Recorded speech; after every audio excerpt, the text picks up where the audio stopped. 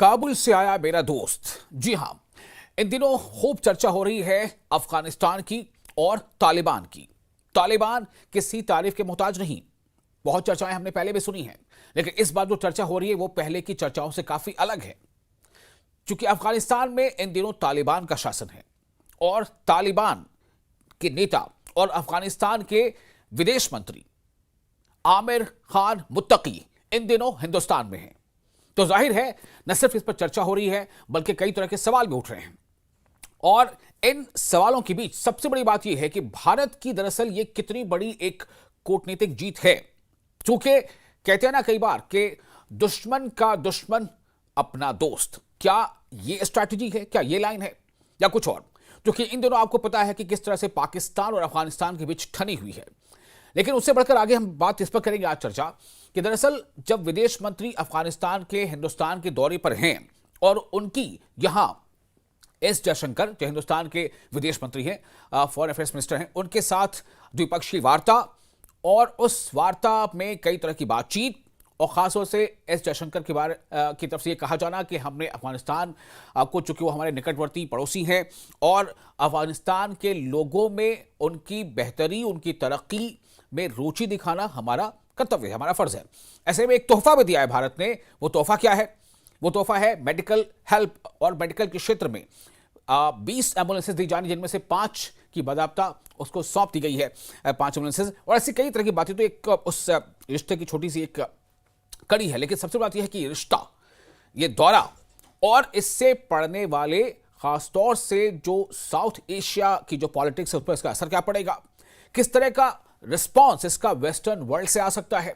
और सबसे बड़ी बात यह कि जो हमारा पड़ोसी मुल्क है पाकिस्तान, उसको किस तरह की चिंता हो सकती है और भारत के हक में यह कैसे बहुत बेहतर हो सकता है। ऐसे कई सवाल हैं जिनका जवाब हम ढूंढने की कोशिश करेंगे। हमारे साथ जुड़ रहे हैं फॉरेन अफेयर्स के एक्सपर्ट डॉक्टर जाकिर हुसैन।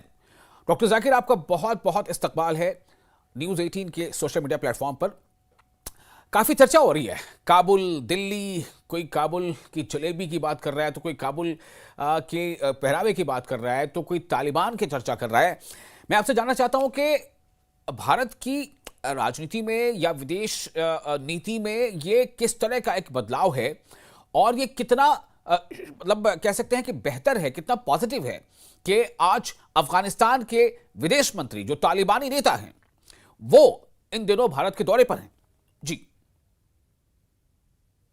ना कि फॉरेन रिलेशन में, डिप्लोमेसी में ना तो कोई दोस्त है ना दुश्मन है, सिर्फ उसका मुफाद ही दोस्त होता है। और आज ये चीज़ फिर से प्रूव हुई है कि 4 साल पहले 2021 तक हमने तालिबान को वो अहमियत नहीं दी थी जो आज दिया है। वैसे तो हमने कभी तालिबान को जो है कहीं निगेटिव लिस्ट में नहीं रखा था, लेकिन हमारे रिलेशन भी अच्छे नहीं थे। लेकिन हालात को देखते हुए, नेशनल इंटरेस्ट को देखते हुए ये विजिट बहुत ही इम्पॉर्टेंट है। और तमाम जो चिमगोइयाँ चल रही है कि हमारे दुश्मन का दुश्मन हमारा दोस्त है, ये भी बिल्कुल बरहक है। और साथ ही साथ जो है हमारे एक बहुत पुराने रिलेशन भी चले आ रहे हैं, प्री इंडिपेंडेंस पीरियड से चले आ रहे हैं।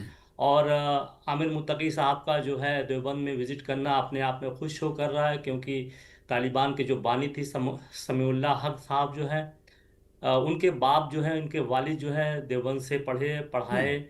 और फ्रीडम स्ट्रगल के दौरान में यहाँ के लोगों ने काफ़ी जो है हिंदुस्तान की आज़ादी के लिए मुश्तरका मुल्कों के साथ दोस्तियाँ भी की, जैसे कि ऑटोमन एम्पायर है, जर्मनी है।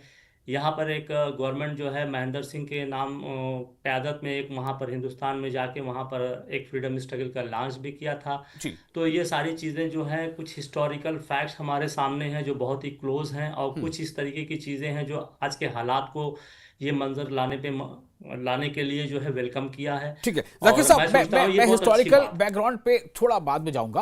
हाँ, और मैं खास तौर से इस पर भी चर्चा करूंगा कि आखिर तालिबान से क्या कनेक्शन है दारुल उलूम का, देवबंद का। लेकिन पहले मैं जानना चाहता हूं कि भारत और अफगानिस्तान की दोस्ती, क्या ये दोस्ती बहुत मजबूत से मजबूत तर होती जा रही है?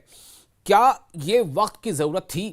और इस भारत और अफगानिस्तान के बीच इस रिश्ते का असर किस तरह से पड़ेगा साउथ एशियन पॉलिटिक्स पर, या फिर वेस्टर्न वर्ल्ड इसका रिस्पांस कैसे देगा? देखिए, इसमें दोनों कंट्रीज के अपने मुफाद हैं, उसको बहुत ही इनकार नहीं किया जा सकता। जी। इन हिंदुस्तान का अपना मुफाद है कि वहाँ पर हमारा एक स्ट्रेटजिक डेप्थ होगी, जो कि हमारा आर्क राइवल पाकिस्तान है उसके ऊपर हम दबाव बना सकते हैं। हम्म। अशरफ गनी की, इसके तालिबान के पहले जो गवर्नमेंट थी उससे हमारे बहुत ही अच्छे ताल्लुकात थे। हम्म। 3 बिलियन डॉलर का हमने वहाँ इन्वेस्टमेंट किया। हमने जी। असलहा उस पर नहीं किया था, बल्कि कैपेसिटी बिल्डिंग पे किया था, जिससे हम्म। Afghan pro Afghan people to people policy जो है बहुत स्ट्रांग है। हिंदुस्तान की जो है जी। रिलेशन भी बहुत अच्छे हैं। दूसरी तरफ हम ये देखते हैं कि इसका जो इस खित्ते पर असर पड़ेगा, तो खासकर पाकिस्तान के ऊपर जो है असर पड़ चुका है कि जैसे ही ये यहाँ पे आए हैं उसी वक्त जो है पाकिस्तान ने काबुल और उसके 5 शहरों पर जो है अटैक किया है। और कहा हम्म। जा रहा है कि तहरीक तालिबान पाकिस्तान के जो हेड हैं मैसूर साहब, वो शहीद हुए हैं या कत्ल हुए हैं, जो भी कहिए।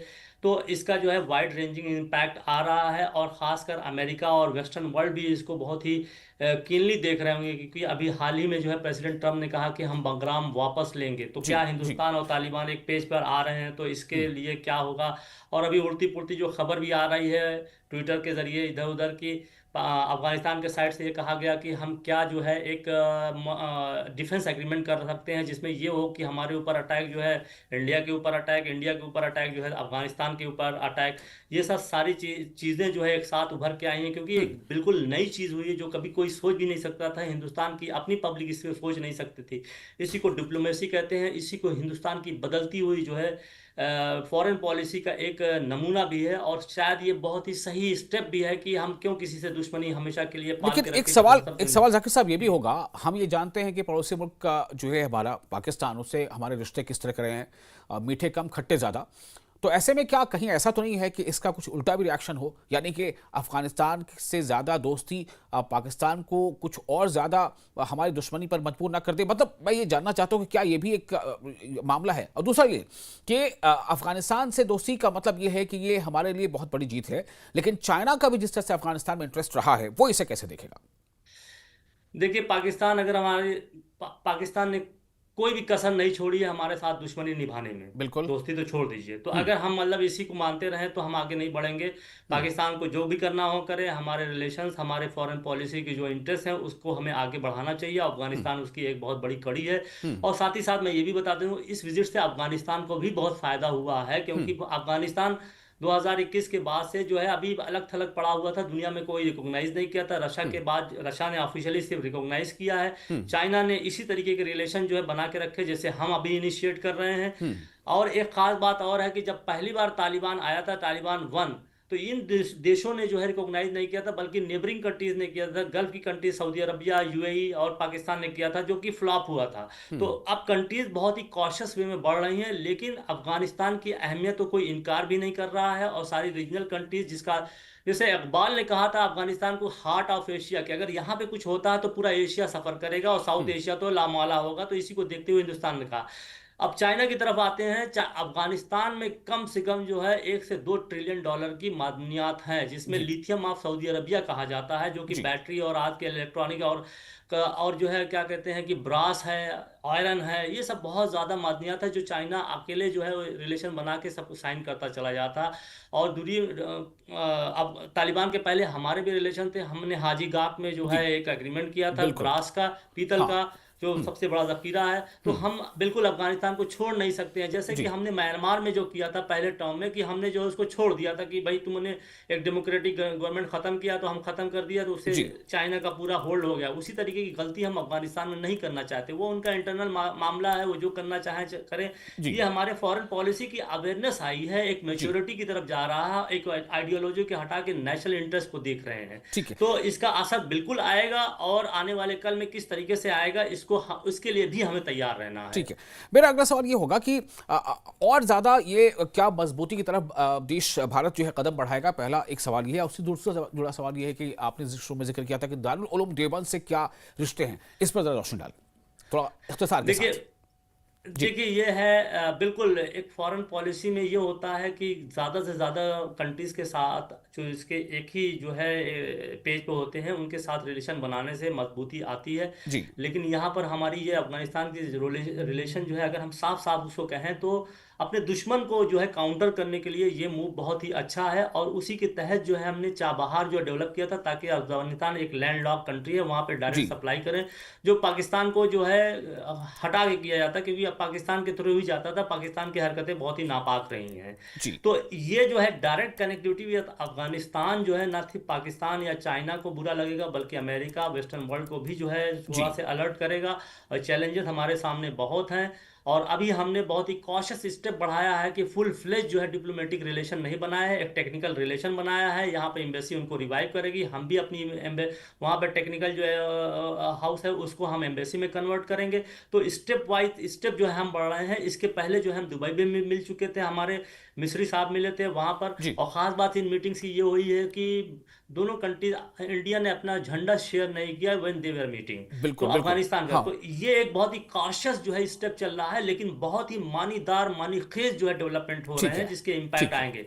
चलिए अब जहां तक बात है आपका देवबंद का, तो एकदम इख्तिसार देवबंद से जी जी हाँ बहुत ही पुराना रिलेशन है।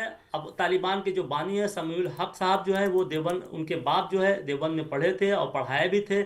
और यहाँ से अभी मुत्तकी साहब वहाँ पे दौरा किया, उनसे पूछा गया कि भाई आप क्यों जा रहे हैं, कहा कि ये तो भाई एक पीपुल टू पीपुल और स्टूडेंट टू स्टूडेंट रिलेशन है। जिस तरीके बिल्कुल से और शोबे में लोग आके यहाँ पढ़ते हैं, उसी तरीके से देवबंद में आते हैं, और यहाँ जी पे इसकी एक शाख वहाँ पर है। हाँ और सिल्क लेटर जो चला था यहाँ पे हिंदुस्तान में जब आज़ादी के वक्त, जिसका ये मकसद था कि एक लाइक माइंडेड कंट्रीज को जो ब्रिटिश गवर्नमेंट के खिलाफ लड़ाई लड़ रही थी, जी उनमें एक तालमेल बढ़ा के ब्रिटिश के ऊपर दबाव डाला जाए। उसमें ऑटोमन एम्पायर थे, जर्मनी थी, ये सारी चलिए के जी साथ जी था। महेंद्र सिंह के जी साथ जो है ये अफगानिस्तान में भी हमने जो है वहां पर एक चलिए शुक्रिया टेम्पररी जाकिर गवर्नमेंट साहब, बनाई वक्त थी। एकदम आगे जी बढ़ने की इजाजत नहीं दे रहा है। बहुत शुक्रिया आपका, आपने बहुत कीमती वक्त अपना दिया।